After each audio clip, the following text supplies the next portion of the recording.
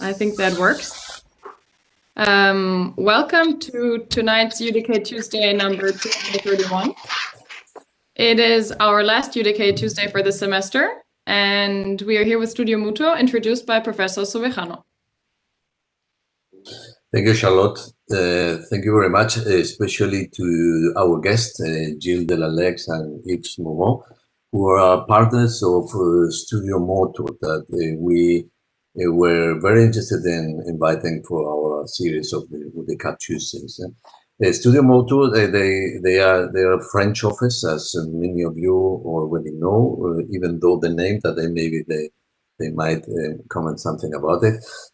Established in 2003, and in the last years, they are one of those European offices, I would not only mention French offices, that are considered not only anymore promising, but already a prestigious office that represent very much these new positions in contemporary architecture in the European scene. And we have invited some other offices from different European countries related to this issue.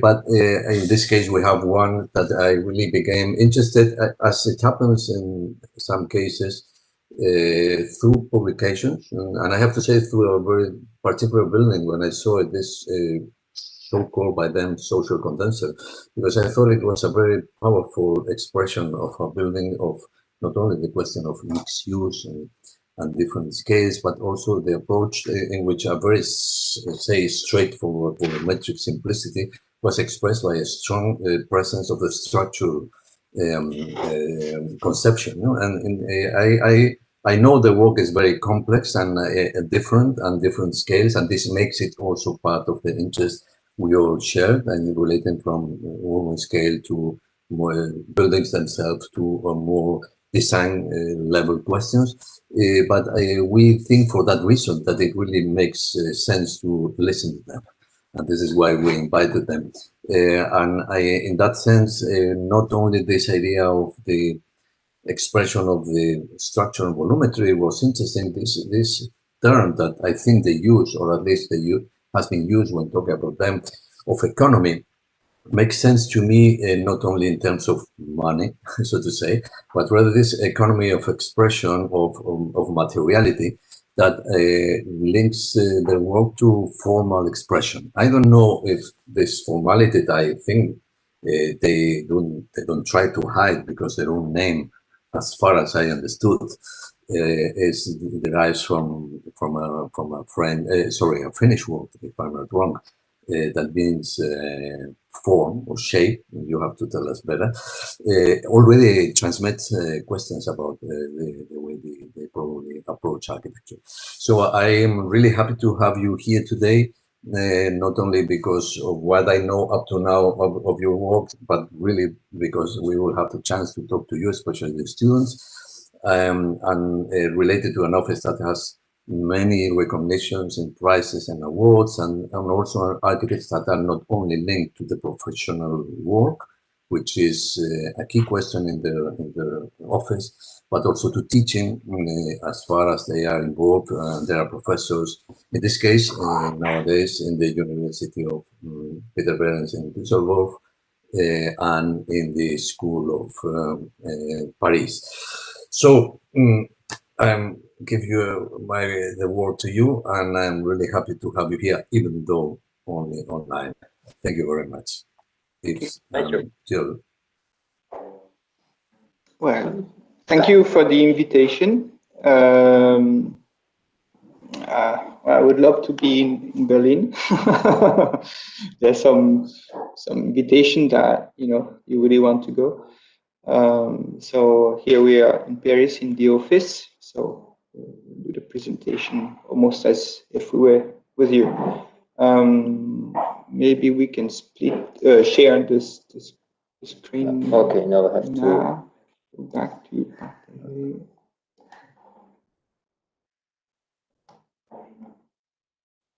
I'm not sure if I'm sharing.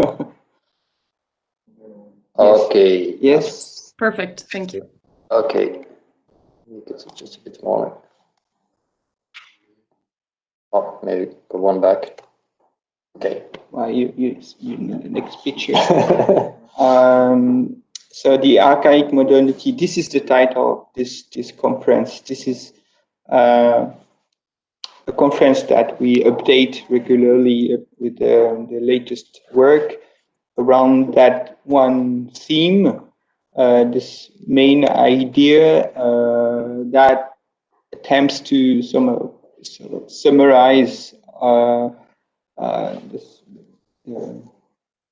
imaginary, the sort of theoretical context within which we are evolving and that we try to build over the years. So this started, our collaboration started in 2003, and the office was developed a few years later, mainly in 2009, where we had a first major large commission for a housing building in Paris. This is where the office started really to exist. So this was maybe in the year 2000, and this and the context in architecture and also in social sciences was around that specific debate that was about the possibility for a new modernity. And there was these questions about can modernity start again, or is it finished or not, or should we imagine a new one? And there were plenty of concepts such as super modernity, hyper modernity, retro modernity, and so on. So there were all these small prefixes, and of course, we thought this is history, then we should try to be part of it. Just follow that question, since it was pretty much open. So we came with this idea of an archaic modernity a bit as a reaction as well, because most concept suggested that there had been a first modernity that was dead, and there could be a new one. And we thought maybe the first one is not dead at all, and we liked this idea better because it was more of a non-finished history or non-finished story. Simply, it was a story that you can simply continue, and it was a way to look at history not as a concluded thing.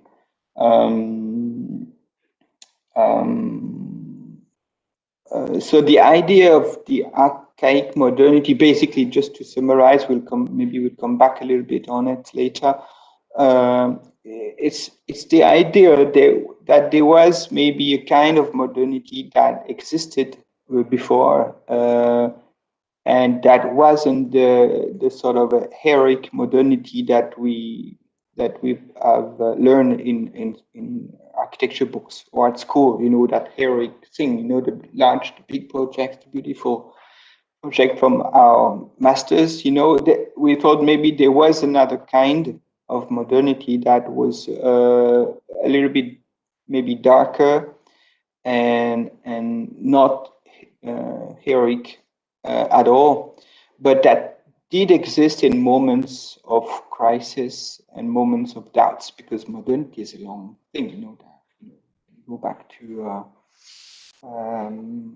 French Revolution or Renaissance. I mean, it's a fairly vague concept. So there has been a history and changes, and we thought there's something else that we may dig out and that we may take back and try to reread a little bit history and use references that were not necessarily the main references that we learn in school.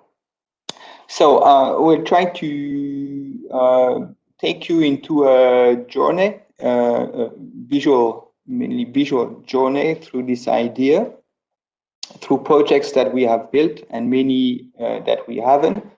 and some references, mostly from photography, landscape photography, which is something that we use a lot as a reference. So that's one series of photographs taken by Toshio Shibata that were strong discovery for us when we it's two books that are called Landscape 1 and Landscape 2, and where he take photographs of this propping or retaining structure, that retain the rocks from falling onto the roads in Japan. And we found simply that all the structures really beautiful, and at the same time we wondered why they were so beautiful, or why we couldn't do that in architecture. And we thought, well, first, they are quite brutal because they belong to the realm of the infrastructure. They're not buildings, and that's something quite attracting to us. But also, if you look at the details, they're sometimes very refined. If you look at the detailing of things attached together, they both brutal and subtle somehow. And we thought, could be something, could be kind of architecture we would like to do. And there was something else that we found really fascinating about the structures, is that you don't know for sure whether they are really modernist grids, that tend to grow on top of the mountain, they're part of the artificialization of the world, maybe one day all mountains will be covered with these grids, or either they could be considered, we could look at them as they were ruins. At the same time, they could be also viewed as the remains of the attempts of men to civilize and to modernize the landscape. You can imagine on this picture, for instance, that the white grass is growing through the holes, and maybe the water is rising, and we could look at them. I mean, that's a bit the sense also of these photographs, that they look like romantic ruins as well.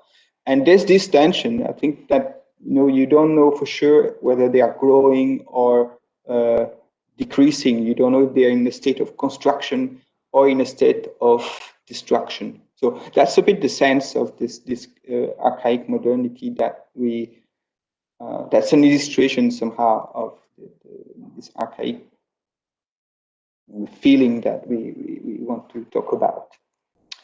So we'll go further into illustrating this idea through a selection of projects. First one is the first one we did, which is tiniest building ever. Do you want to think that? We'll shift, but it's not so. I mean, it is hardly a building actually. It looks almost like a big bush. You see some remain of a kind of a structure that was there before, and it's actually the idea of Robert Smithson. The idea of ruin in reverse. The project actually is a technical equipment. It's the things you hardly see, that you see. I mean, you see them in the landscape. They're usually full of tag drawings, and here we had different contexts because we had a lot of housing. So the company that makes this kind of industrial gas equipment, they said, okay, we have to make a building permit, and we have to integrate it in this surrounding. So it is a kind of a concrete box, and so we designed this small almost kind of a spaceship with this structure and this mesh that's kind of covering this black box you hardly see. And the idea is that the landscape and the plants and the ivy should grow in it, and kind of in a way make it disappear over the years. So the idea was really to make the building disappear, to make it almost like a ruin in becoming. I mean, so it's really a kind of a strong idea about this project, and it was probably one of the first projects we did. We did the second one, also kind of was not so I mean, plants didn't grow so. No, it was covered with graffitis. The second one was solid graffitis. But still, I mean, the idea was, I think, was quite interesting, and the result was also, I mean, visually interesting to see how these plants were slowly covering the structure. And then one day, because we were working on these technical equipments, these small pieces of infrastructures, one day there was a company that builds data centers that contact us. They wanted to have a design of a concept of a data center, but they didn't have any site yet, so it had to be really conceptual, and it was supposed to be adapted on the different sites. So we decided to work on this small project, but having in mind the idea of Tron, this Walt Disney movie from '82. We have this kind of strong visual grid. You have all this kind of futuristic imagery, but very kind of low tech at the same time, because it was really almost the beginning of this kind of 3D representations in the cinematography. So the idea was to explore this notion of a grid, and it reminded us actually of the grid of. I mean, here you see this kind of artificial landscape, because I mean in Tron they go inside this artificial landscape, and the actor, I mean Jeff Bridges, I mean he. We like to relate him to another Jeff, but not Jeff Bridges, but Jefferson. The one they expanded the grid over the United States, because the grid was a mean of expansion and divided the land, and where the grid met the mountains and the landscape, it was called the frontier, between the savage world and then the civilized world. And here, I mean, it maybe says that the digital world is a kind of a new Far West in a way. So this project, we decided to design kind of a virtual landscape based on a 2.5 by 2.5 meter grid. It is actually based on the dimensions of the cooling systems, of the computer racks and stuff like that. Of course, we didn't win that project. It was maybe a bit too abstract for the client, but anyway, we're still interested in working in this kind of very strange artificial landscapes. And shortly afterwards, we won a small competition for kind of a flexible office space in a different landscape. This is a landscape of warehouses, of huge warehouses, of logistic warehouses next to the airport of Charles de Gaulle.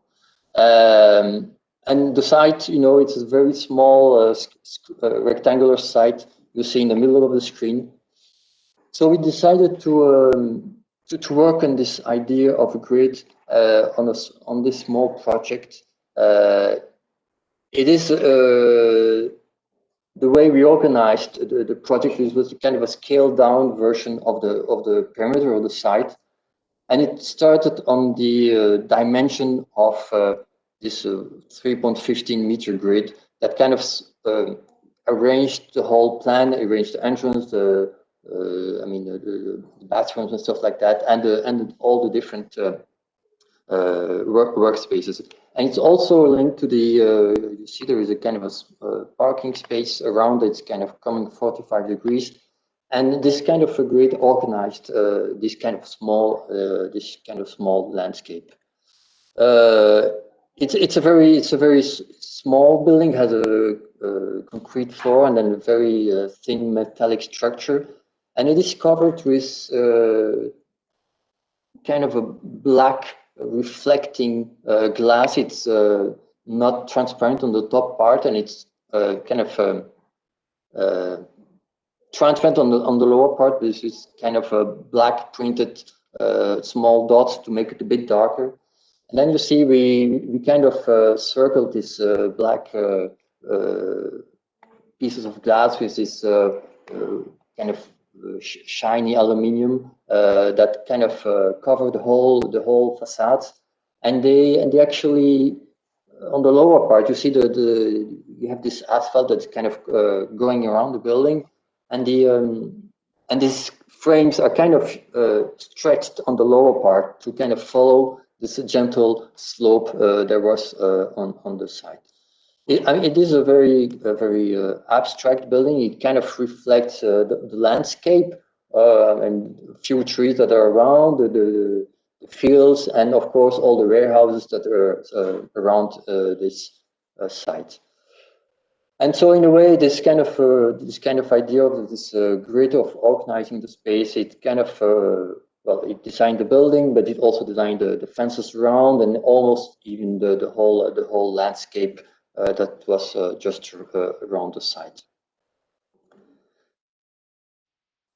And then in 2008, we won a competition in Paris for a client, which is called, I mean, it's from the city of Paris. It's kind of a half private, half public developer in Paris to build a housing complex.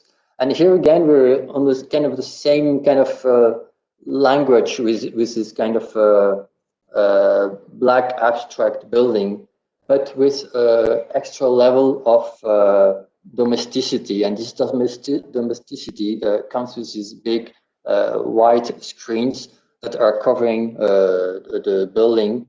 They have actually a dimension of 3 meters. It's like a half structural dimension of 6 meters.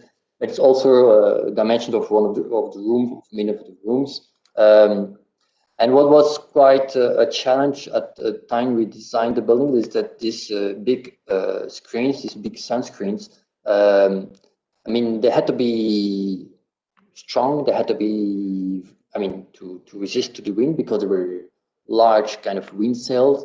And it was kind of a technology that was maybe not completely up to date yet or developed yet in France. So it was kind of a challenge to propose a building that was completely covered with these huge sunscreens.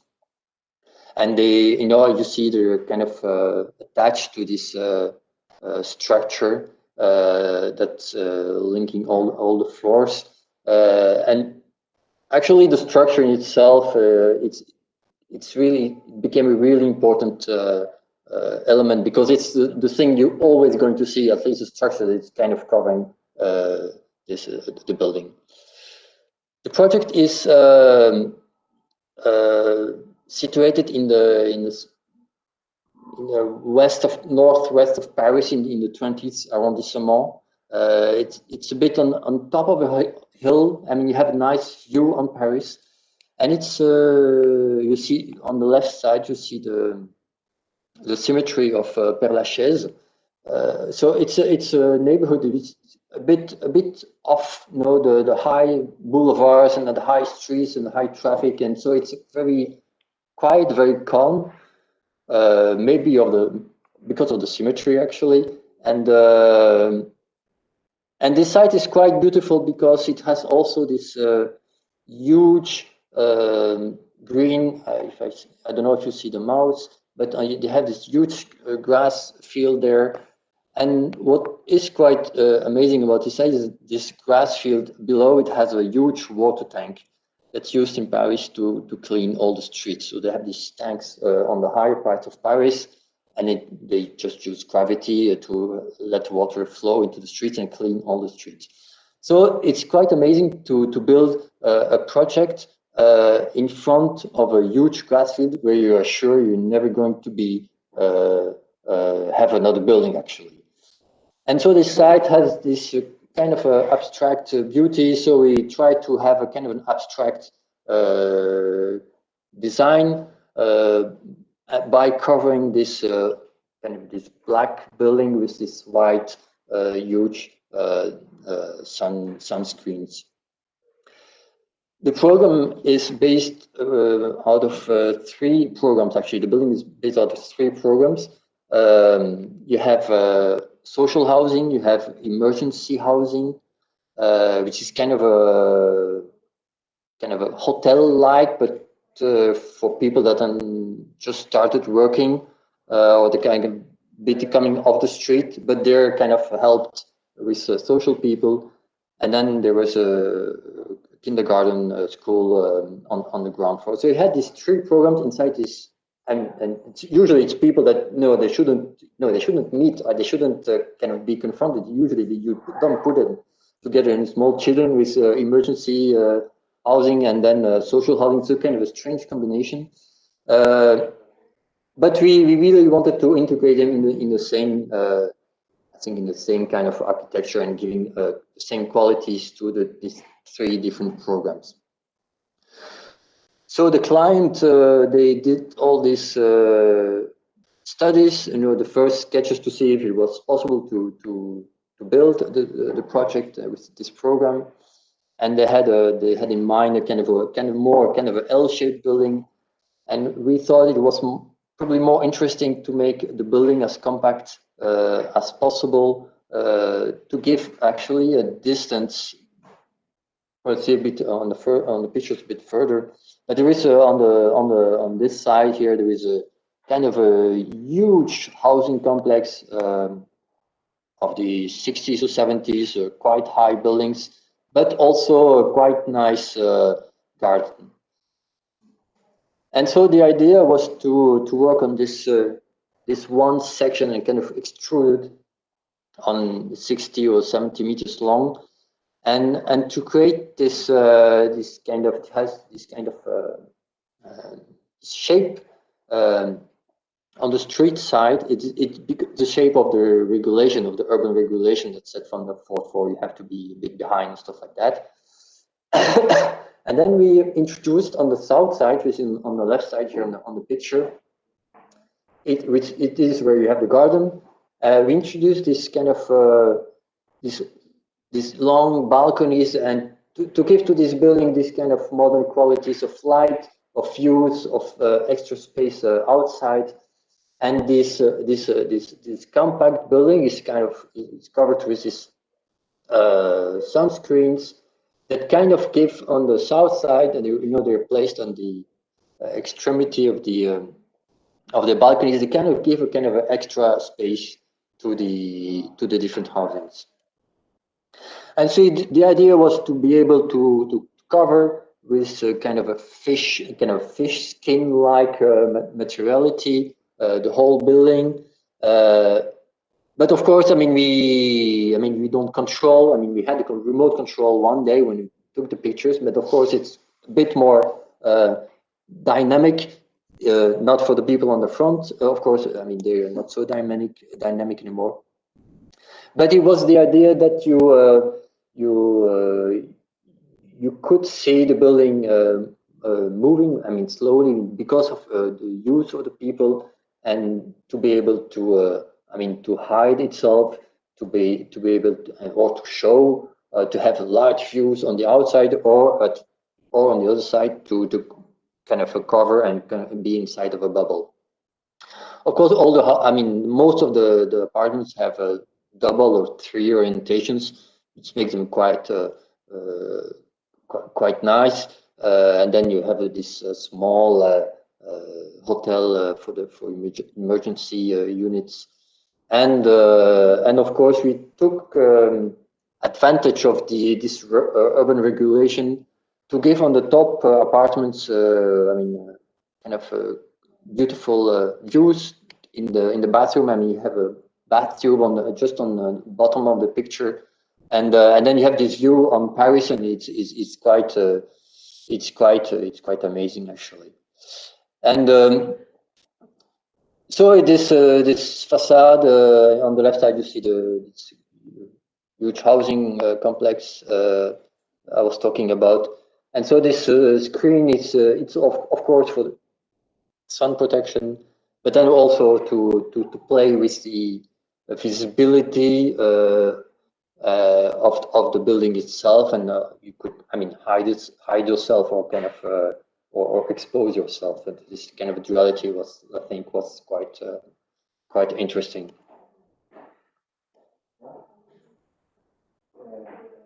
So, okay, we'll come back on the definition that we gave to this this adjective that we used for a title. Archaic does not mean old, in our sense. If you take the definition of the word, it means origins, or the source, or something that comes first, and it's different from being old. Right? It's quite different. It's about finding a starting point, like maybe a second, even though it's a second starting point. So that drew us back to a research project that we did before even starting our office, and maybe this is a research that had major consequences on the design even of our buildings. This was a photographic survey of European motorways, and the idea, this is a survey that lasted 3 months, and for 3 months we were on the motorway and taking pictures of details, making series of things like canopies, like car parks, like specific like restaurant buildings, totems, video, CCTV cameras, or the whole vocabulary of gas stations in Europe.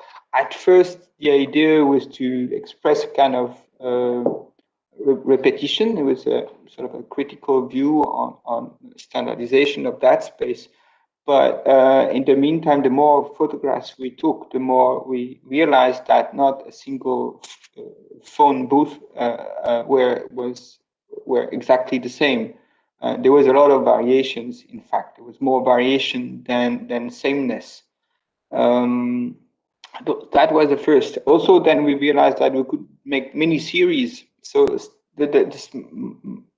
standardization of the motorway didn't mean that the world would be reduced to a few modules, but we realized it meant that the more you standardize, the more you create different things.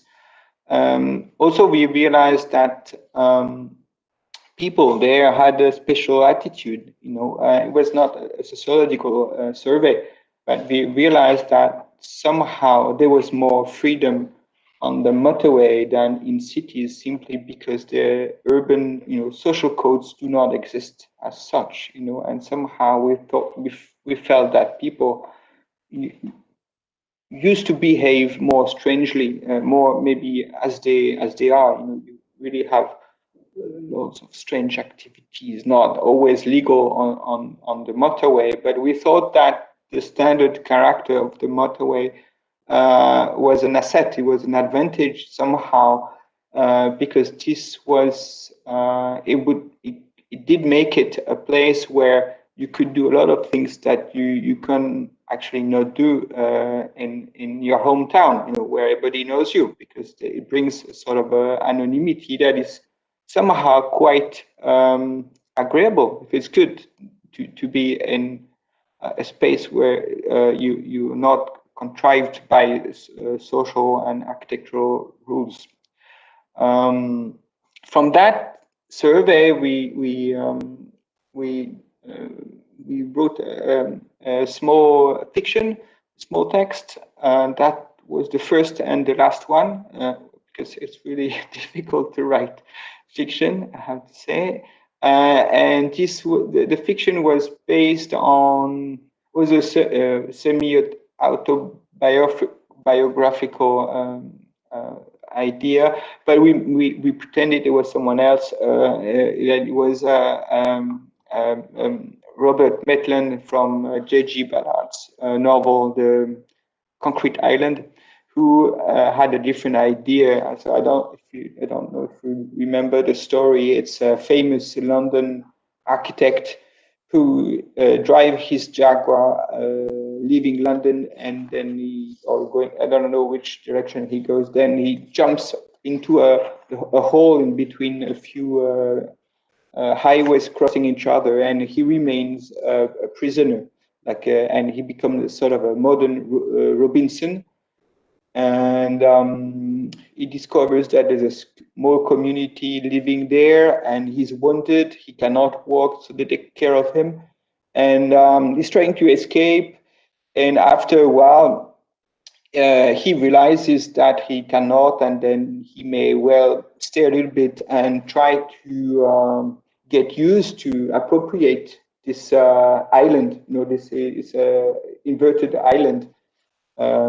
And then he becomes sort of, he feels that the island's becoming the extension of his own body and his own soul.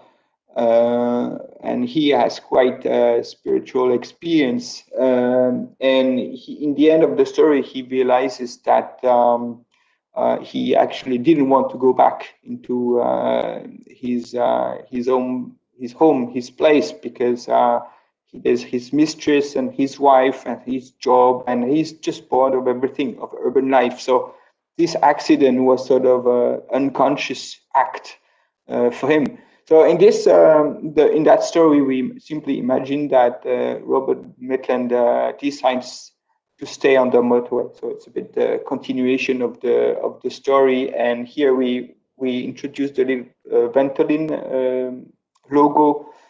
Because we imagined that the Ventolin had bought all the gas stations in order to sell all sorts of drugs in vending machines, and that the motorway had become sort of a parallel city where you could do anything that you cannot do in normal cities. And we made a few collages to illustrate our story. So this is taking us to it's actually the latest building that we have done so far, which is situated in the west outskirts of Paris, in Boulogne-Billancourt, which is a city that is well known for being the hometown of Renault cars, Renault vehicles. And the site used to be the former factory, and the last factories are being torn down and replaced by a new housing district. This is a school, and that is based in a triangle. So it was pretty much a geometrical exercise, and it was how to fit a rectangle in a triangle. Given the fact that it's a school that is very much based on French. It's a typical French school, where that are all very enclosed. You should not see anything from the outside. And kids really have to be protected from this very dangerous environment that we call the city.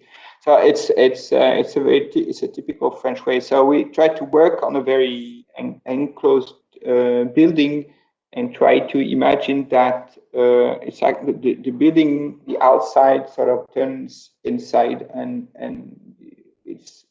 the other way around as well, and work with this specific blue metal sheets, both outside and inside the building. So the building is basically quite a little bit complex in its volumes, because it tends to follow the different urban fabrics that surround the site. So we go up towards the higher building, and and go down towards the public square that was created in front of the building, and that is the main entrance. So the idea was to sort of create sort of an atmospheric perspective, you know, like in the painters of the 17th and 18th century landscape painters. You know, they learned that the lighter the blue is, the further it looks. Like, you know, so we sort of try to work with different kinds of blue, so to sort of recreate this feeling that the sky is sort of falling down to the ground, to recreate like a sort of a empty skyline, empty horizon. Here you see the top, the highest part of the building that contains a gymnasium. That was, in a sense, the most interesting program, because this gymnasium is open to the users of the district as well as to the school. So it has double entrance.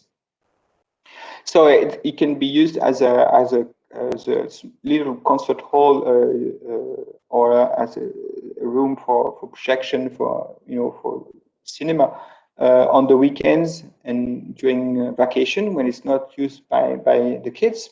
You see the reference that I don't know where is here. This is the reference. This is the Gaspar Friedrich painting of with this effect of atmospheric depth.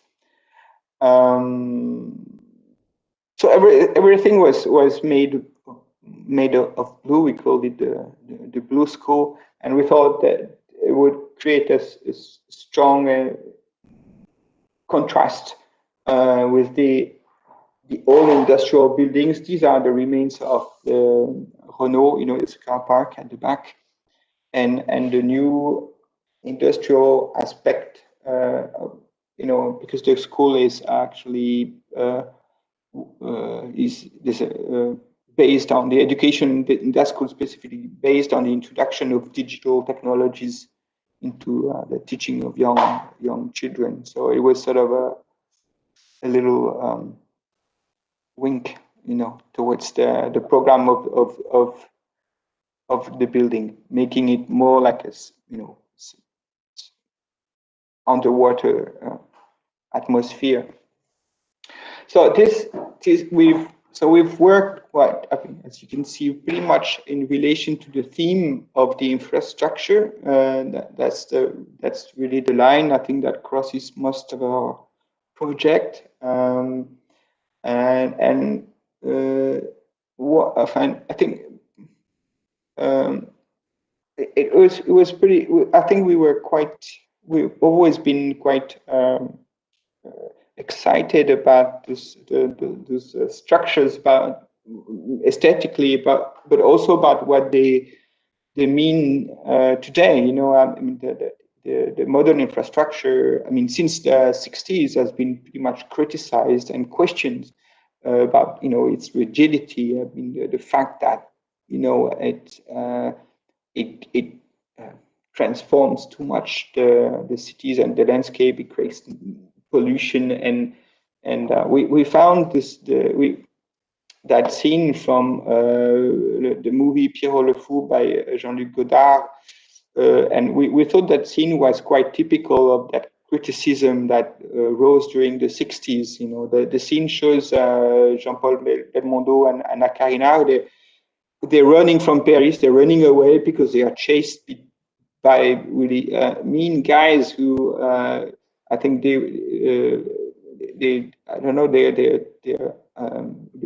weapon sellers, and they want to catch them. So they have this idea. So it's a bit of a road movie and a comedy at the same time. And the two of them, they found that car crashed on the right. And they have this idea. They say, "Oh, let's pretend we had an accident, and they'll leave us go. They'll believe that we are dead. Just pretend we are dead." And as the camera pulls out, you realize that there's no highway at all. It's just a ruin, just a fragment of an infrastructure. And of course, this is absolutely stupid because they can never have an accident.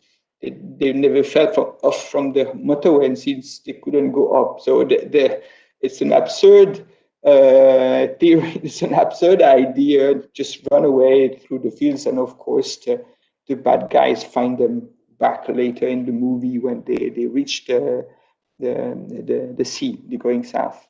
So we thought that we sort of like the way this, especially nowadays, the modern infrastructure, which is such a serious thing, and about projection in the future had become, it become like a sign, like a joke, almost, and that's pretty much the way we thought we would take it, because it has a, the meaning is totally different. Here it's almost like a stage. Huh? It's quite it stages the movie. So we found it back on the internet, Tremblay en France, not so far from Damartin, actually. It's not so far from the first black building that we did. So it does still exist, and we thought that it was pretty much aging quite well. It still looks good. It was old from the beginning somehow, and this is aesthetically, this is pretty much what we try to do with this Saclay building, which we imagine pretty much as an infrastructure, as an unfinished infrastructure in the middle of the fields, in the middle of nowhere. Because we came very early. This is the context is that of a campus southwest of Paris, a really large new campus that is almost built out of nothing. The metro is supposed to come one day, but it's still not there. And when we came to the site, basically it was just cornfields, a few roads, and some buildings from the 70s, some from the 90s, but really we were just nowhere, and it was hard to believe that there will be a campus or even a city or just a district just there. We were almost pioneers. We were first there almost. And we thought then we have to imagine like something that is very urban before, we have to make the city before the city arrives, because before the infrastructure and everything arrives. So we imagined that we would do a building, very dense, vertical building, as if it was surrounded already by a city. We thought, let's put the first stone somehow. So the idea was to create, in a way, public space, both formally and theoretically, and we thought that the whole building should be a public space. Its program initially is quite interesting because it's a collective restaurant. It's a restaurant that is open to the students, but also to the researchers, the employees, and the professors. Because the campus today is made of large schools and golden enclaves. Everybody has a library, a swimming pool, and everything. So but there's nowhere to meet. So that was the purpose of the building. It was the idea that people living on that campus, the brand new campus, would have at least one little place to meet each other, not just to meet in a virtual context. And also included in the program was there were 2 sport rooms and outdoor fields for basket or football. So the idea was to combine those 2 main activities. One when you spend energy, then the other one when you gain energy. And and organize them vertically, and imagine that every floor is like a public space and crossed by a vertical stair. And we said this is like a vertical street. You know, you can cross the building, and you can go from the square that was created in front of the building up to the top of the building that is pretty much the same size, and that is free of construction and technical apparatus. You know, all the technical stuff that usually covers the roofs. You know, this whole all the technical stuff goes in the first floor here that we call the mezzanine. So basically, this is how everything is superimposed. First, you have the cafeteria, because that the road had a curve, and we believed that it would probably become like a crossroad, somewhere where people would meet. You have the logistics of the restaurant. That's an empty terrace where you have nothing. It's just unprogrammed. It's built, but there's nothing inside. All this technical stuff that is usually on the roof, the cuisine, the kitchen, the restaurant that has a double height, which so that can become something else, you know, a projection room or an exhibition space, sport rooms, and outdoor basketball courts. So this is like pretty much of an open infrastructure, with the stair being the one tool that we use, so that every single activity can be reached without going through the others. Basically, what we questioned in the program was the entrance hall. We couldn't organize things; it just didn't work. And once we had this idea to take away the entrance, we thought, okay, forget about the main door. Then everything was possible, and the whole building became organized around the staircase.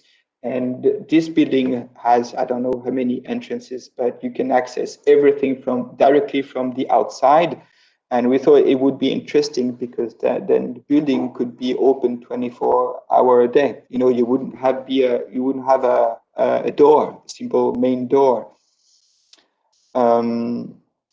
So that you see the proportions that are quite specific, because the columns are very thin. You know, they're 30 centimeters by 30 centimeters. So basically, they're just metal. You know, they're just not. There's a bit of concrete around, but the beams themselves are really made of metal. So of concrete. So they have the real size, and that gives the feeling of a strange proportion when it's both light and heavy. This is the stair, which is actually an outdoor stair. It's inside, but it drains inside. It's a bit like in a Klein bottle, you know, it's a sort of inversion between inside and outside. And this is when you get to the top and you discover this very flat landscape with some water towers, like you can see on the right, from this plateau. The building the idea was pretty much to make it as a very appropriable space and leave it as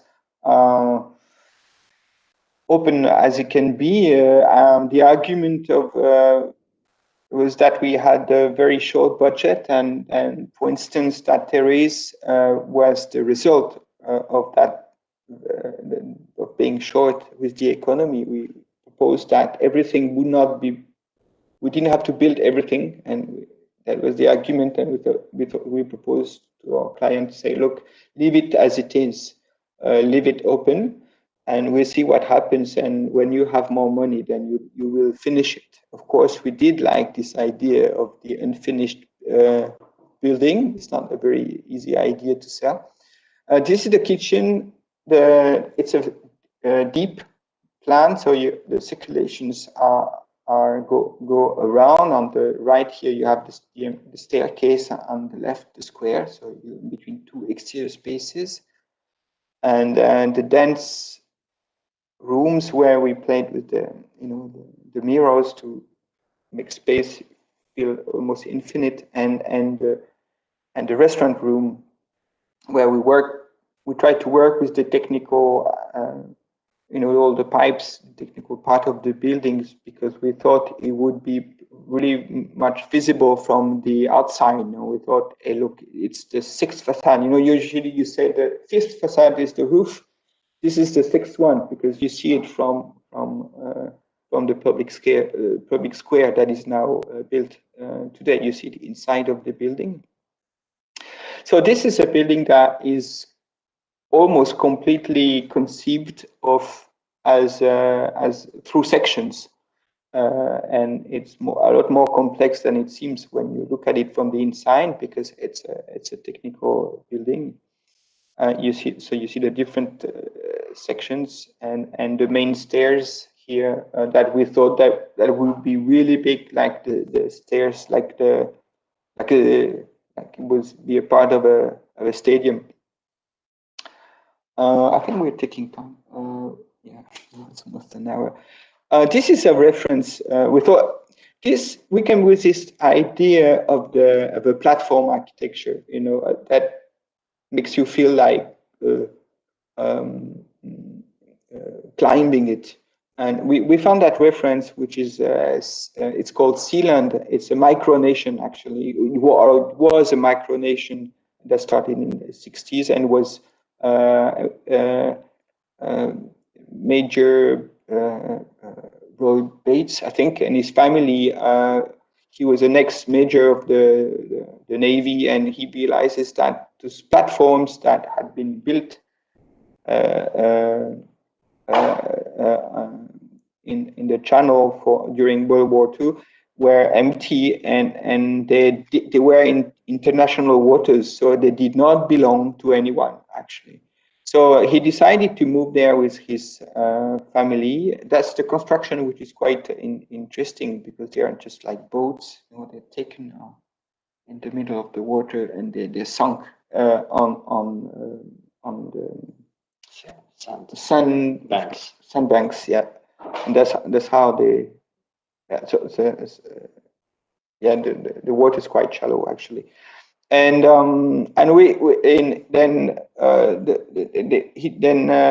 Major wrote, I think it's Bates, I'm not sure of his name, Bates. They started living there, and then the Navy came and tried to pull them away, and there was an attempt to take over. The Prime Minister, because it's a micro nation, so they created a song, money, passports, a flag. They really imagined that they were in their own country, and the Prime Minister tried to took over the platform to make it his own. And of course it made the headlines in the newspapers at the time, and so it had quite a funny history after. It was pretty much the second life, and probably the first life seems like the platform did its job, but then it had a quite extravagant second life, and that's another testimony or proof that the modern infrastructure can become something else than what it was meant for at the beginning. I don't know. And what was quite interesting, that it was actually a piece of infrastructure that was very public, because it was part of the British Empire, and then became kind of a very small private-owned piece of land. So it's quite interesting that it came from public to private. And these ideas of platforms, we've been trying this idea out on several projects. So we tried these platforms in Saclay, and this is a project we did in Brussels. It's a school for media production, and it's actually very close to the Belgian TVs. I don't know if you know Brussels, but you have the highway that's coming from Liège that's going into Brussels. You see here, and on the right side you have the Flemish TV. You have the French part TV, and so the idea was to make a school for media production in between these kind of two pieces of public buildings. So it has this kind of a strange, kind of interesting surroundings with housing, with a large square, and with these two kind of big public TV buildings. So the idea was to make a project that was kind of introducing a dialogue with this kind of big TV buildings, by creating this kind of huge screen that would kind of show the activity of the school towards the square.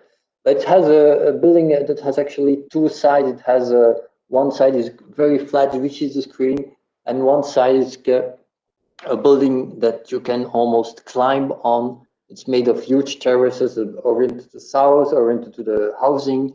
And that would be a kind of an extension of the activities that were inside.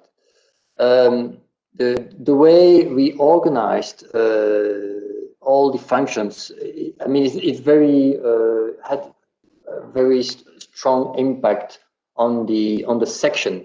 As you see on the basement, we had the large studios, and then we had the main entrance hall and the library. And the more you go up in the floors, the more the spaces are small. And actually, not on the top floors, you would find all the small editing stations where you work in very small rooms on your two screens, and you edit the movie.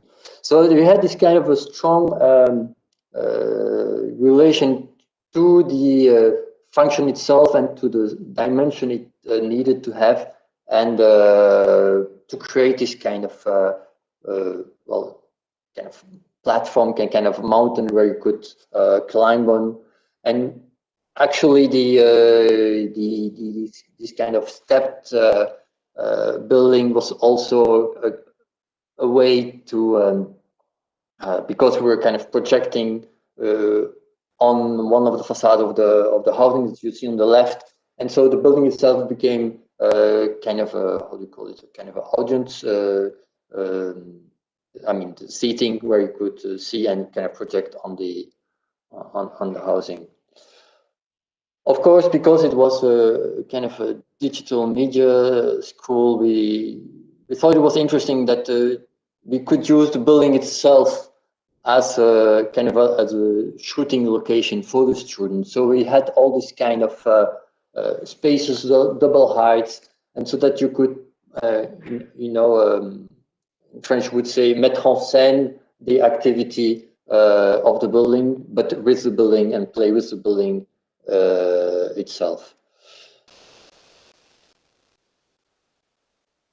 We did a competition in Paris in I don't remember, was it 2016 or 15, 16, somewhere like that, where we were asked to design apartment housing. It's a housing building, and so we had this idea to as a reference of this this image, this project of James White, where he kind of superposed all these villas in this huge kind of a platform building.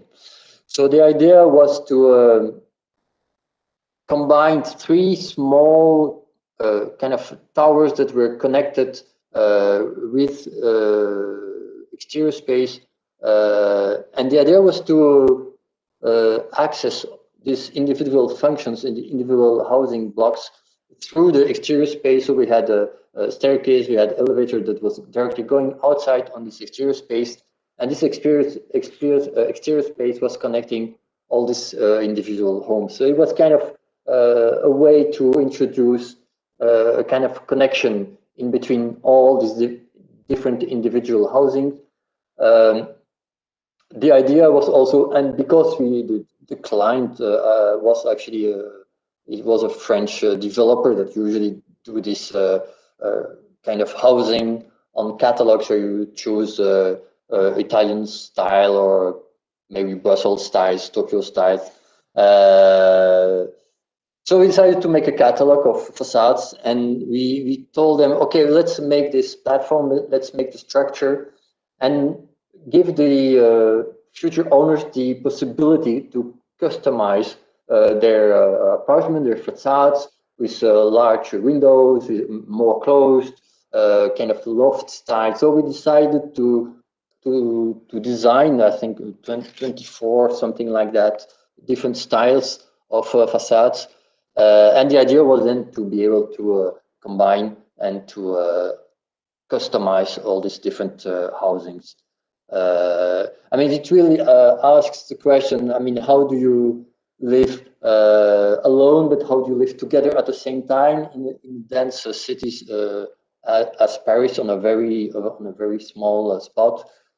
And so we introduced, I mean, for us it was extremely important to introduce all these exterior spaces, these extra spaces. Are I mean, way too large for a regular, I mean, French developer standard. You know, all this exterior space. I mean, costs so much money, but for us it was really a way to kind of make the people, you know, connect and kind of meet, kind of force them to meet and to interact in a way. And probably you know this building. It's Torre David.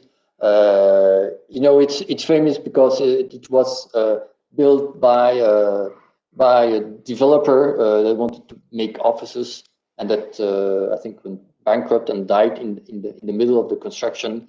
So what was left over was this huge tower that was kind of appropriated by people moving in and kind of making their own small housing inside this huge structure. I mean, it has actually no elevator, so the people are just using the stairs to go up. And I thought it was quite it was interesting to introduce the idea that one structure could be used for something else that was initially programmed to. And so I think it was a quite positive idea and a quite positive approach to have these buildings that have the capacity to evolve. So we thought, okay, if this building had been finished, it would have become like a normal, boring office building, you know. So and it was pretty much a chance that that it remained unfinished because its second life made it much more interesting than it should have been. So we thought probably there's a concept to draw from this idea of this unfinished buildings, and for all the potential that it keeps and the tension that that remains in it. And that's what we call the runes of joy, or the joyful runes. I don't know, it depends. In French we said les ruines joyeuses. And this is the idea that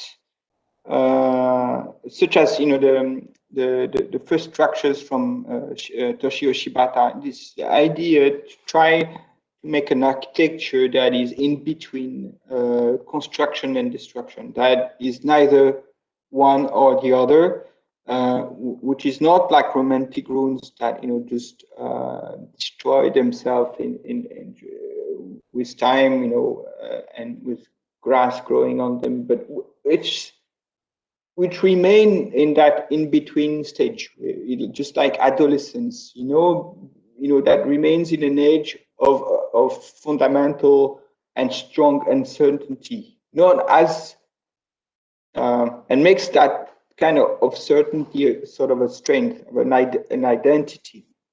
And we realized, for instance, that when our buildings were under construction, we sometimes like them a lot more, and we thought, hey, you know, sometimes we felt, hey, could we just stop the process? And of course, no, it's never possible.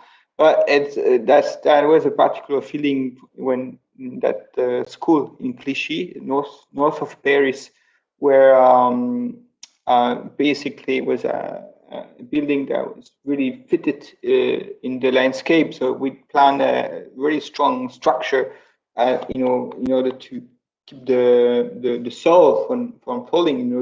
The building is half buried because it's really at the level of an existing park. The roof is the continuation of a green park, and we thought that the concrete structure during its construction was really was beautiful, and we thought that was probably a moment that came during, or it was before, slightly before, during Saclay, or yeah, well, the studies were before Saclay, and that was the very moment we thought that the rawness of the building was interesting, because somehow the construction process remains even though the building is finished. And we thought that short moment of construction, which we know when we are architects following the construction, this moment can survive somehow.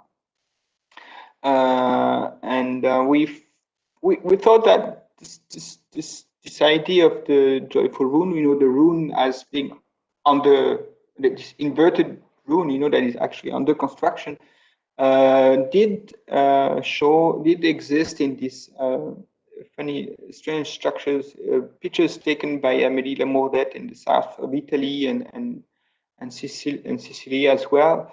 Well, you see the structures that have been abandoned, and in a sense they're absolute ruins, joyful ruins, the way we think of them, because you can see that they're not being destroyed; they're just being abandoned, and that makes them quite different. You can feel that maybe you can start them again, and that whole idea that they could be completed, that their life is not over, makes them a lot more interesting in our case. And we even thought that some buildings in architecture history were sort of close to those ruins as in a state of becoming, such as this Tower of Shadows in Champ de Gare by Le Corbusier, and we thought of the New Sky building by Yoji Watanabe. This building was meant to be destroyed. It was a metabolist building that was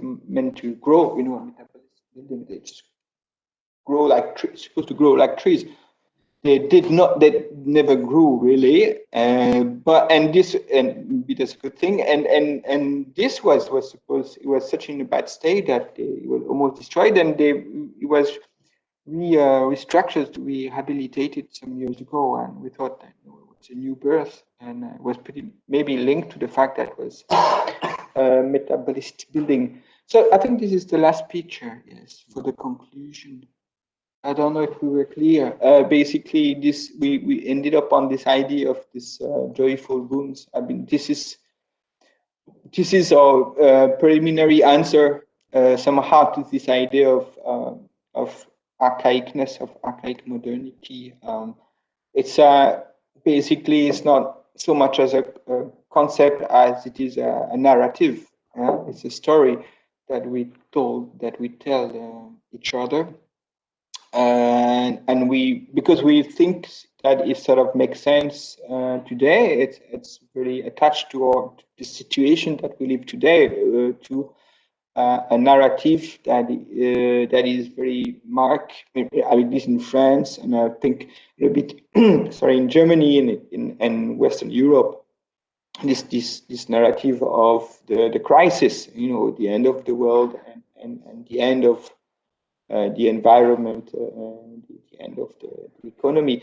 So there's a discourse like this, but at the same time, we believe that the whole heroic narrative of modernity, of trying to bid for something better, this progressive narrative still remains in us. It's part of our history. It's part of culture. And those two narratives, of course, they confront each other. And as architects, it's hard to deal with these two contradictory forces. Anytime you build something, you destroy the environment, you know. So how do? You want to make the future better, but at the same time, anything you do, you just destroy everything. So we thought that there was a way maybe to combine them both and not look at the crisis as an absolutely problematic thing. You know, we thought that maybe these times of crisis may be interesting because just, you know, during the Viennese secession or post-war Italy with the new neorealist cinema, you know, these were moments that show us today that moments of crisis are often moments of exciting and moments of enthusiastic change in the arts and in the intellectual field as well. Thank you for your attention. Thank you.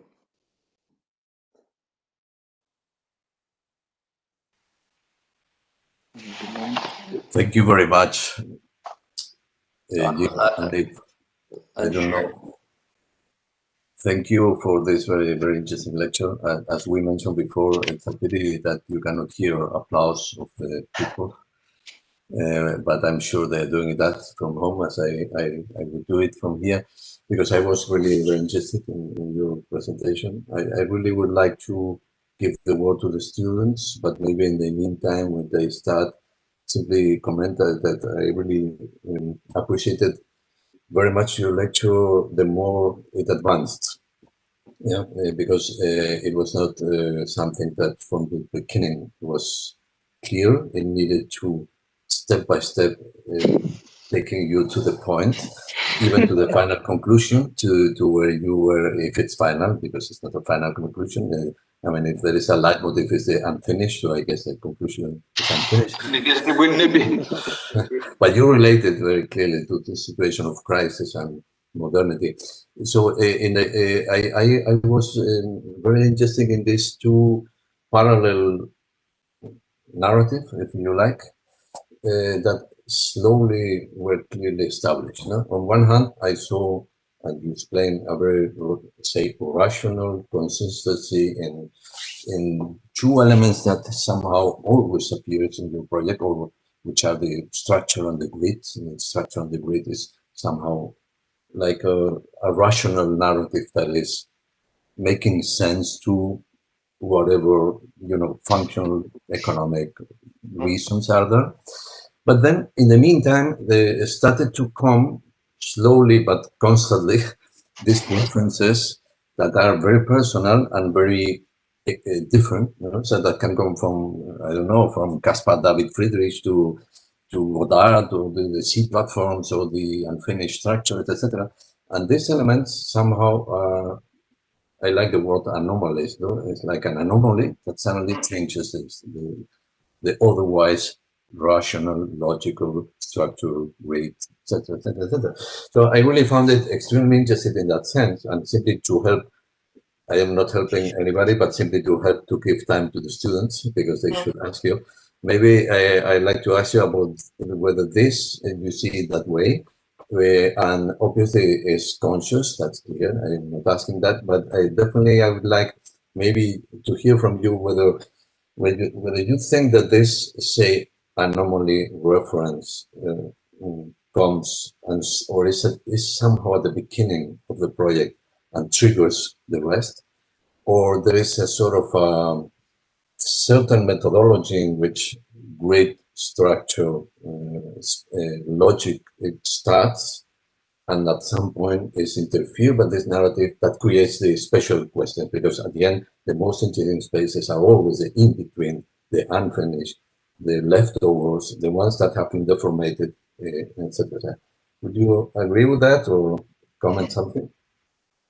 Well, I think you're totally right to your interpretation. I think this is pretty much what we have in mind.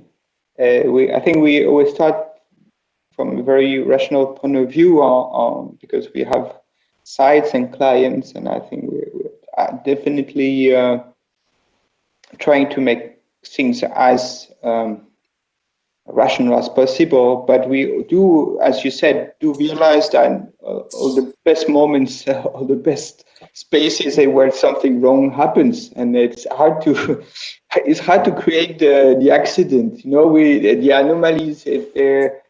We look for them, we expect them, but it's hard to do it ourselves. So somehow there's always a little story behind the project, and sometimes something comes. Even if it's lack of money, which it's not fun, but if it helps, then it can be an argument to say, okay, let's not finish the building. Or in Brussels, we say, okay, there's a tiny cell, and there's a huge studio, and the anomaly would come by trying to join them, and well, always trying to find the anomaly. I think that's a big.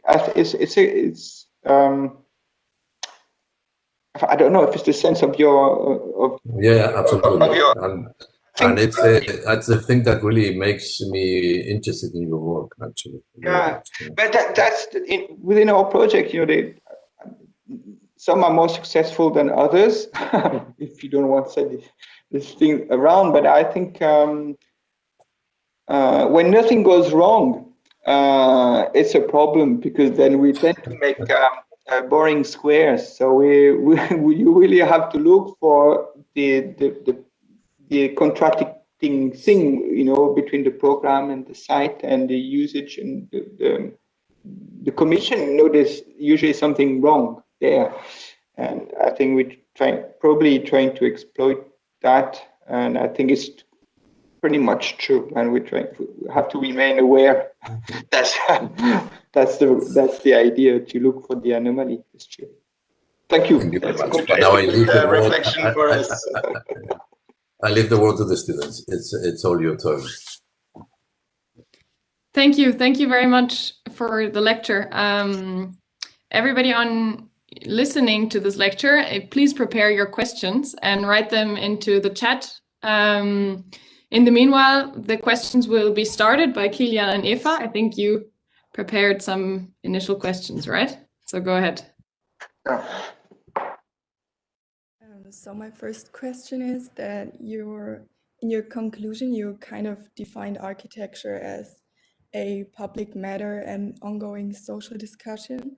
So I'd like to know which debates and which so-called crises you are especially interested in, and do you want to currently tackle?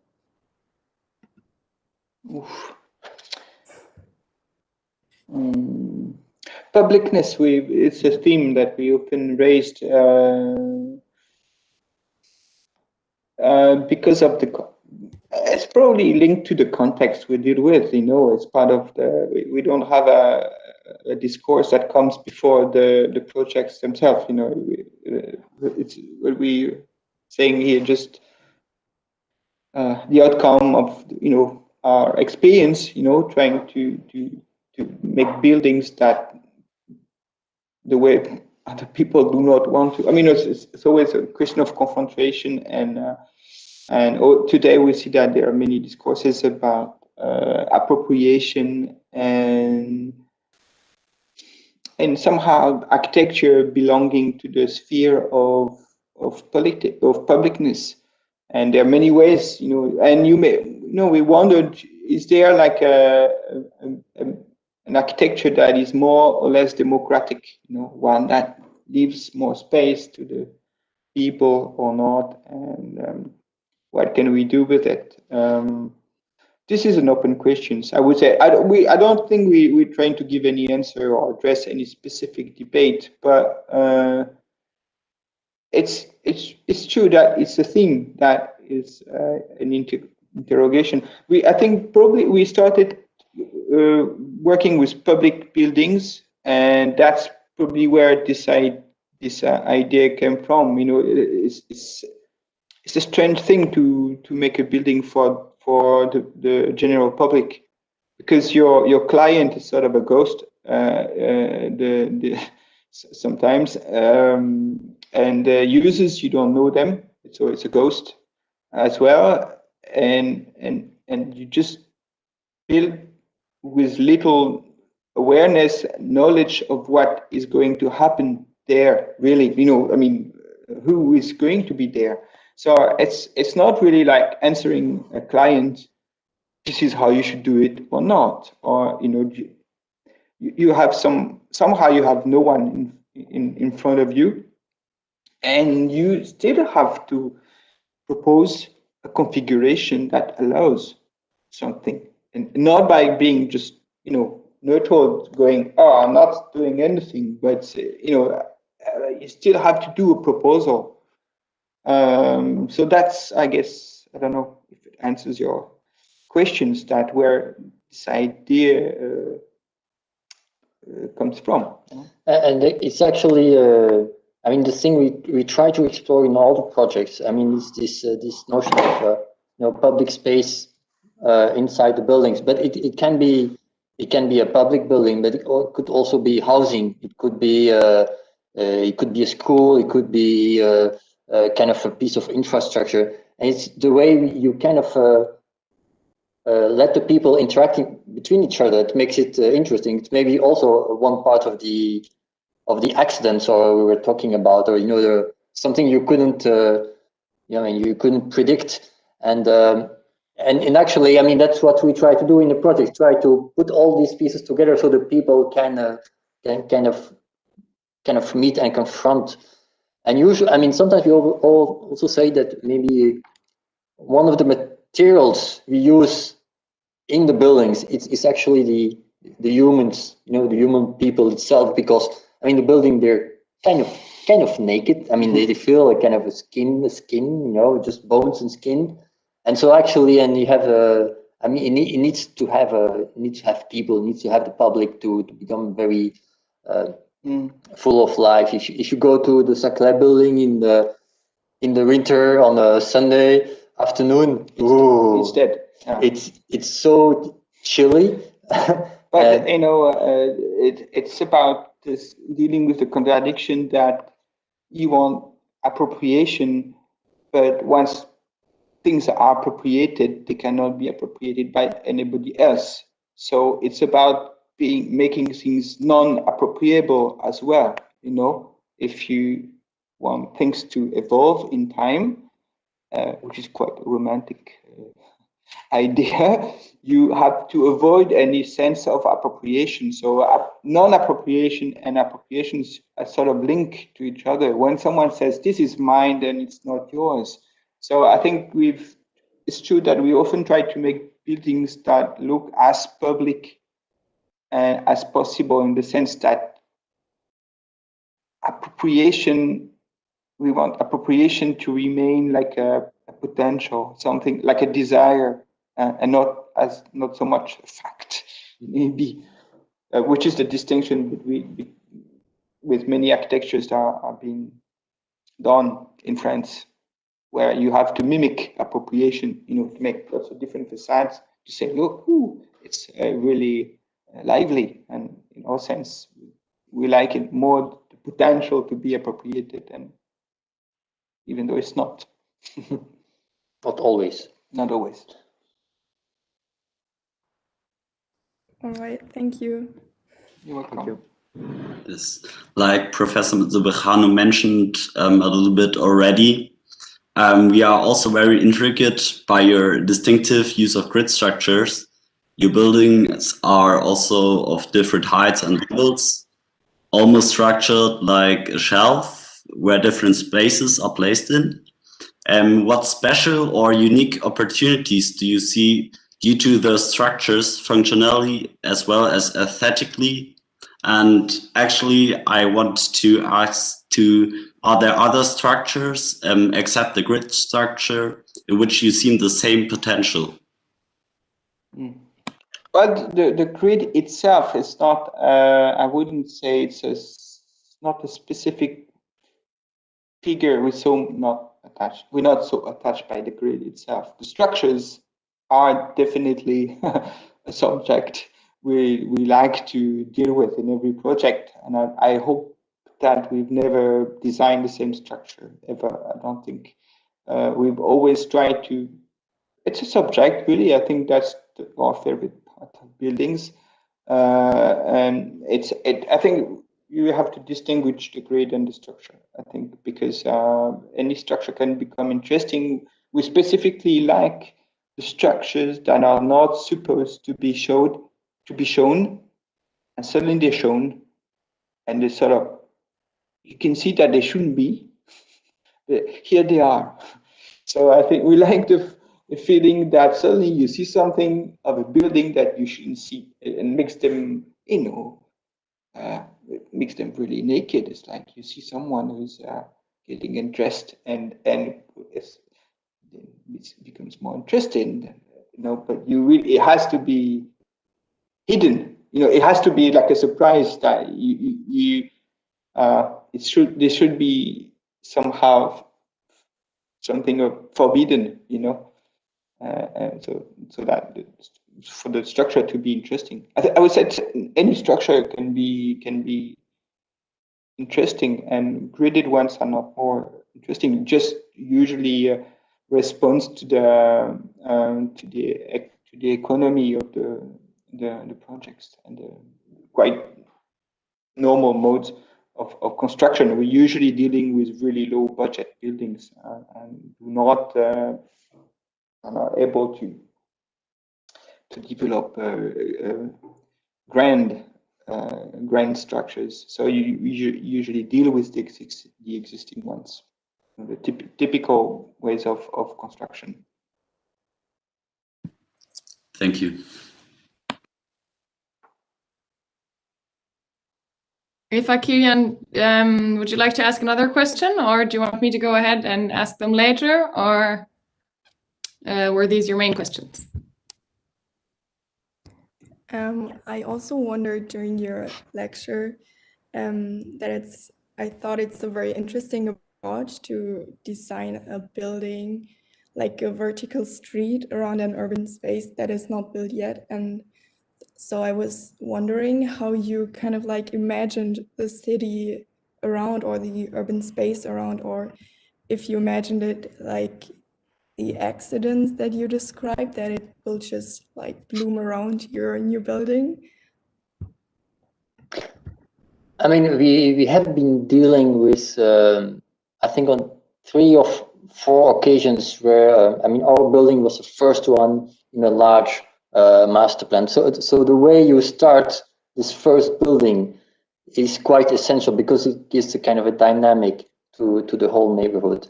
I mean, it should, I mean, almost in its DNA have this kind of urban urban ambition, but inside the building. So the question is, how do you start? I mean, how do you start a city? How do you start a neighborhood? What kind of spaces do you imagine around? What kind of buildings do you imagine around? So it very kind of perspective in a way, the way we design, and it's also I think we try very much to have this relation to the public space. I mean, on the ground floor. I mean, and that this relation, this kind of limit between inside and outside, is very kind of vague or kind of non-existent from time to time, to really allow the public space to come inside. But it's really kind of a topic when you kind of in the first stone, not of a building but of a neighborhood, and then you ask yourself, but what's coming around? We had it in Saclay, we had it in Saint-Lô, we have it in Montpellier also. But the thing is that the context that we imagine is never what happens. The only thing we show off is that it just never happens the way we imagine around. So, for instance, in Saclay, we thought, hey, it's going to be a really dense quarter. And it was really imagined and planned like this, but this never, of course, happened. And they thought, hey, it's a nice building, so we'll make a large square around. I'm like, no. Then that what never happens what we believe it should. So I think part of this idea of imagining the first stone, and what would happen around is the idea that things never happen the way you imagine them, which is not exactly what we hope to do with our buildings, but at least for the rest, it just never happens. That's the truth. This is another kind of anomaly. Thank you. I have a question that kind of adds to that. I was wondering, I also think it's very interesting that you spoke about creating something urban before there is urban. So the idea of creating something that will begin an urban setting or city for that matter. You mentioned some factors that you think will bring this to a space. And my question is, do you ever go back and check whether it actually works? And what makes a project successful for you, and how do you sort of evaluate it afterwards? And do you learn from this feedback? Like, do you go to Saclay sometimes and see whether the students actually meet there, or is there even the chance to do that? I don't know. Saclay has just found that there are so many people going to the restaurant. The restaurant is really successful, but the appropriation, the sort of it's not always easy. I mean, there's things. It's appropriated, that's you can say, but we're not so fond of the furniture and the signs and the painting by the street artist they did, and would have done things differently for sure. It's hard when you did the building and people changed it in a way you wouldn't. I mean, there are different cases. I would say, for instance, but human activity is always a nice reward. The fact that places are busy, but the physical change. I mean, even though we pretend we encourage it, it's sometimes difficult to look at it. And you really have to change your criteria. Look at architecture. You need to feel a bit detached from architecture. Whether it's successful or not, it's hard. I would say it's hard to say. But like sometimes we have good surprises. I mean, if we went to Saclay, to show the project to people that want to visit, and so we were standing on the small square we created, and then you look at the whole building, and it was like 10 o'clock in the morning. So you had people dancing, so they opened their huge sliding window and they were dancing with loud music. And one floor below, you had the people working in the kitchen. And you see all these kind of activities. So I mean, so it's quite funny to notice that this idea of having this shelf and have all these kind of activities because they have different times and stuff like that. It kind of worked. I mean, but at the same time today we had a photographer who proposed. It's a true story. What happened today? There's a photographer who suggested that he would take a photographic report on the inside of the building, and it was used today. And today he said, "No, it turned wrong. That's too ugly. Now today the furniture is awful." And the signs and everything has turned awful. Sorry, it's not possible anymore. So it doesn't look like. I mean, there's a moment where it goes away from architecture, from or understanding of architecture so much, then it's hard to. It's not so easy to accept somehow. But this happened today. The photographer thought, well, no, it's not architecture anymore. It's not like taking pictures of an interior. Would have been happy to see, the building changing a lot from its appropriation, but apparently. Now I think we have to still accept that our children, adolescents, they grow and they will become something else, and that we didn't expect. And just have to know about adolescents. So yes. I think that was part of the question a bit as well, because I think it's a question in architecture a lot. Where do sort of aesthetics of perhaps an architect meet the actual function of a building and the use case of the people who inhabit it? And I think that's why my question was also sort of what you consider to be successful, because perhaps the photographer would say it might not be objectively beautiful anymore or aesthetic, but it works extremely well because everybody uses it the whole time. So that's I think it's a balance probably. Yeah, I think when we assume and we put so much energy in doing such buildings, then it's true we do have to accept to let it go somehow. And but it's not architecture anymore, really. And, it turns into something else that does not belong to our. We don't master it, and it's hard to talk about it. Probably. No, I mean we did go there sometimes. It's plenty of people, but it's something else. I would say. Probably the building does not belong to us anymore. It's theirs. So it's better to let them go. I think it's just like the kids, just let them go. I don't be too critical about what they chose to do with their life, their choice. So there are some questions coming from the people listening to your lecture. One of them reads, many of your projects draw strong inspiration from infrastructural elements. At which point does infrastructure become architecture? How do you differentiate between these two terms? It's true. I think I'm not sure there's a definite limit, and that's probably what we are interested in. It's true that we often try to do them as infrastructure, as a way maybe not to tackle architectural questions, but that's a way of making lots of choices as well. Probably there's not that. Well, maybe that's what the question says at the same time, that the limit between both is not so clear. And I would say that whenever we take photographs of infrastructures or see them along the road, we see architecture in them. But definitely, that's just maybe where does architecture start?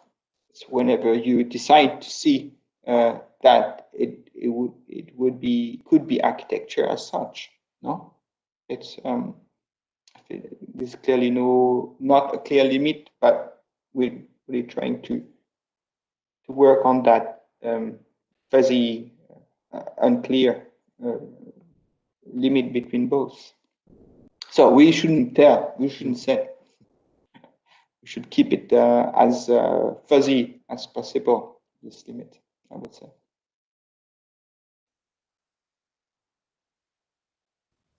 Then there are quite a few questions regarding materiality. One of them is, for example, what material, apart from concrete, do you view as most promising for the future, and why?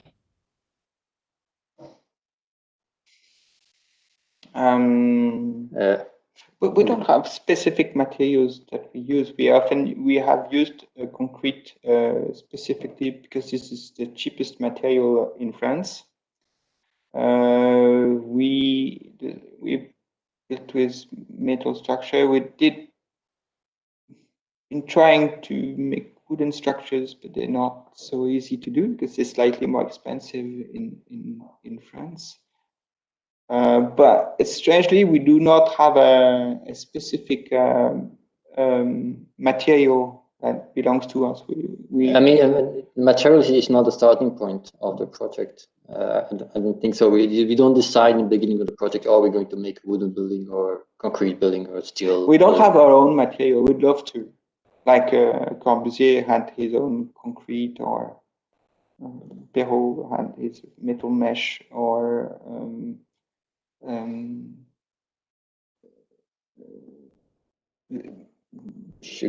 is his cardboard structures. I know we'd love to, but I don't. I think we just leave the process of construction and decide. But concrete is just we do not impose concrete. I think it's there.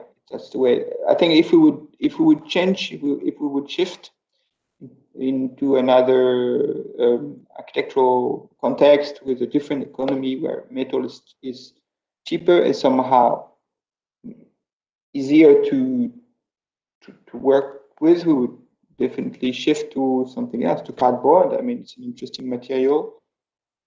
We like, maybe what we find interesting is the contrast between very light materials such as the sun shades that we've used afterwards, because we thought that they were really they were both useful and also a way to make, there was a way to make architecture with them, and the best feeling of structures could be in any material.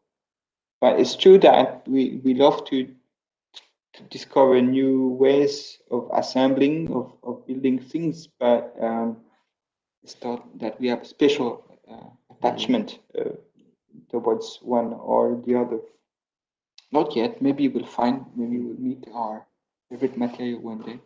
I mean, we try to do some research on the sunshades, because I mean, maybe it's interesting to work on.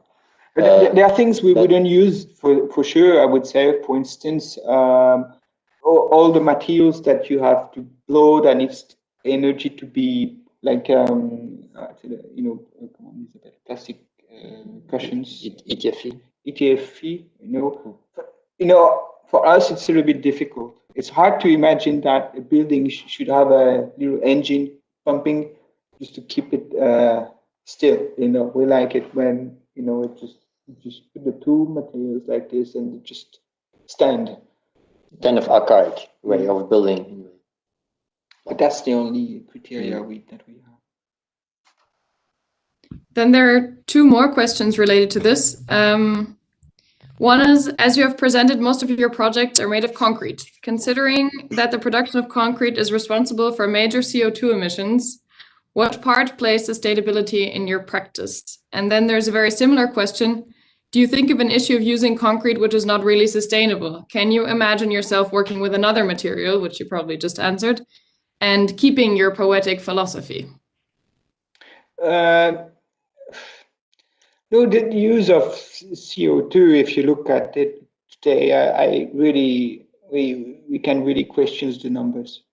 There are new laws every year in France. Now concrete apparently uses a lot less CO2 than steel. You don't ask me why. Just new calculation, new result, new ideology. This is our ideology. So next year we meet and there'll be a different conclusion. So I think our take on the questions of environment is just to use little material and make buildings that are just enough. We'd love to do things with wood. We'd love to do things with many things, but you have to be careful with the numbers and try to use materials in the way they in a most natural way, in the way that they work. And we've tried quite a number of projects, but with more hybrid solutions, and it's interesting as well. I think we need to use them as in a very architectural way, and don't believe the numbers. They change every year. That's true. Today we somehow it's life. We'd love to know exactly what we have to do and what should be done, but these moral assertions change a lot in relation to the economy and to politics. So I think there's no question with it. Our only assertion is that we can do more with less. That's the only real moral thing we can say. I mean, there are some really strange things, you know, every year, every 2 years, they kind of roll out kind of a new regulation. And for instance, in the next one, they say, oh, we should go back to, you know, putting this kind of small electrical heatings inside the houses, because it's better for the environment than a gas, you know, that's coming from carbon, natural gas coming from carbon, as a kind of a general heating system. So they're going back 40 years ago, where they push to put this kind of small electrical heaters that are not heating. So the latest laws push us towards nuclear energy, full blast, and that's in order to protect the environment. So you understand whatever you want to, but it's really hard to make sense of what should be done or what should not be done. You know, say if you want to use less carbon, then make more nuclear energy. That's what it means. So answers are not that easy. That's what is happening. So no question. We're getting quite good, you know, analyzing all the small numbers we receive from the engineers, you know, the big tables, like Excel files and everything. We just take all the numbers seriously. And actually, when you work with the numbers, you realize that, you know, there are several ways to interpret all this kind of material that make up the buildings, because now they have to make these carbon calculations for each building. And it's like really, really, really crazy how they build up, and then you ask them, but why did you take this number? Oh, well, we didn't have a kind of a number, so we took this kind of a number that was kind of discussed all together. Okay, but it's not adapted to my project. My project is this kind of material, so this number should be lower. So, but it's not how it works. So this kind of numbers is still kind of a bit. It means it's a bit magic, maybe magical numbers, maybe. Yeah, I mean, you can really point it out on numbers, but I think it's also an issue about the ending resources. And if you talk about concrete, we also talk about sand. Yeah, so nuclear is great. Sand is an ending material. That's what it means. I don't know. What you're meaning is that nuclear energy is great. No? No. Nuclear energy uses less carbon. Yeah. And I think you should see the building as a whole. No, it's not just the concrete structure. I mean, you could have a wooden structure, but you have a lot of foam and stuff, etc. extra, or you could have a kind of extra cladding and stuff. So you really should look at the building as a whole. From the ground floor to the ceiling. If you don't look at the numerous contradiction in the discourses about the environment, then you change a way of building every year.